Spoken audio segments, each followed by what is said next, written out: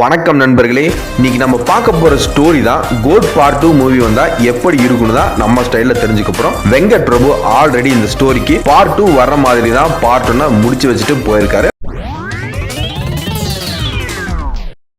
தெரிக்க விட்டாருன்னு சொல்லலாம். அதுல மறுபடியும் ஜீவன் சஞ்சய் ரெண்டு பேருமே ஒரே ஸ்கிரீன்ல காமிச்சிருப்பாரு. சோ எப்படி அகைன் அவங்க வந்தாங்க அப்படின்னு நம்ம இந்த ஸ்டோரியில எல்லாமே தெரிஞ்சுக்க போறோம். விட்டுட்டு போறான்.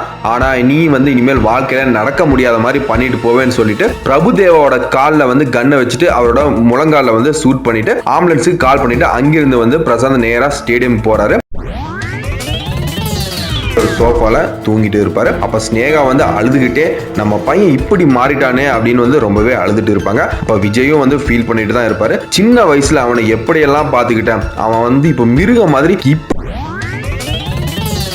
முன்னாடியே ஃபாலோ பண்ணிட்டு போனேன். ஆனா அங்க அவனுக்குன்னு தனியா ஒரு பிரைவேட் ஜெட் பிக்கப் பண்ண வந்துச்சு சார். அந்த பிளேன் ஆஸ்திரேலியா போறதா மைக்ல அனௌன்ஸ் பண்ணும்போது நான் கேட்டேன் அப்படின்னு சொல்றான். அதை கேட்ட காந்தி தேங்க்ஸ் அப்படின்னு சொல்ல இந்த விஷயத்த சொன்னதுக்கு தேங்க்ஸ்னு சொல்றாரு. இப்போ யோகி பாபு கேட்பான், சார் என்னையும் உங்க ஸ்குவாட்ல சேர்த்துக்கோங்க அப்படின்னு கேட்கறான்.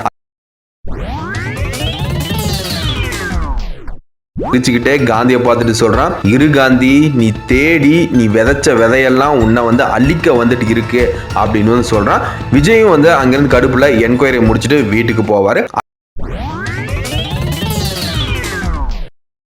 நாங்க இப்ப ஒர்க் பண்ற அதே ஸ்குவாட்ல தான் ஒர்க் பண்ணிட்டு இருந்தோம். ஒரு நாள் நாங்க மிஷன் முடிக்க ஒரு பேங்க்குக்கு மார்வேஸ்ல போனோம். அங்க ஒரு ராபரி கும்பல் கிட்ட இருந்து இந்த பேங்கை காப்பாத்துறதா எங்களோட மிஷன். அங்க உங்க அம்மாவும் அந்த பேங்க்ல தான் இருந்தாங்க. இப்ப நாங்க எல்லாருமே சேர்ந்து அந்த பேங்க்ல இருக்கிறவங்க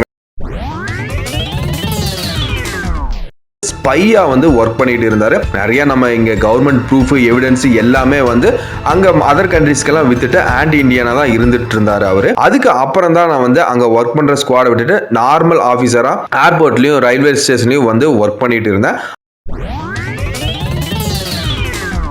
பண்றாரு. அதை பார்த்துட்டு அவரோட பொண்ணு சரியாப்பா நீங்க ரெஸ்ட் எடுங்க, நான் கீழே போறேன் அப்படின்னு சொல்லிட்டு அங்கிருந்து போறேன். அடுத்த நாள் அந்த ஜெயிலுக்கு விஜயோட ஸ்குவாட் 5 பேர் வராங்க. விஜய் ஒரு வேன்ல இருந்துட்டு அவங்களுக்கு கைடு பண்ணுவாரு. ஒரு பக்கம் ஹெலிகாப்டர் மேனனுக்காக ஜெயில் மாடியில ரெடியா இருக்கும். கீழே மேனனா ஒரு பையன் மட்டுமே கூட்டிட்டு போவான். விஜயோட ஸ்குவாட் வருது.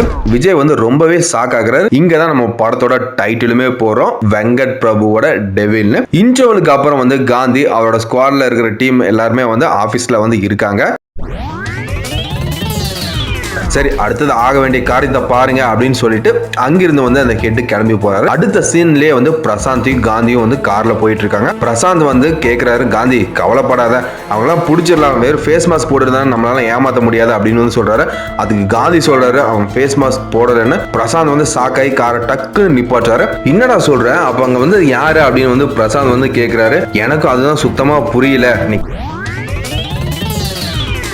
லைப்ரரிக்குள்ள போறான். வீட்டுக்குள்ள ஒரு லைப்ரரி இருக்குல்ல, அங்க போறான். அங்க ஒரு போட்டோவை எடுத்துட்டு பாக்குறான். பார்த்துட்டு சொல்றான், I know about him, he is a scientist, my dad told me about him அப்படின்னு சொல்றான். ஆக்சுவலா அவனுக்கு தமிழ் தெரியாது. அவனோட சொந்த ஊர் டெல்லி. காந்தி இந்த போட்டோவை பார்த்து இவர் யாருன்னு உனக்கு தெரியுமா அப்படின்னு கேட்கறாரு.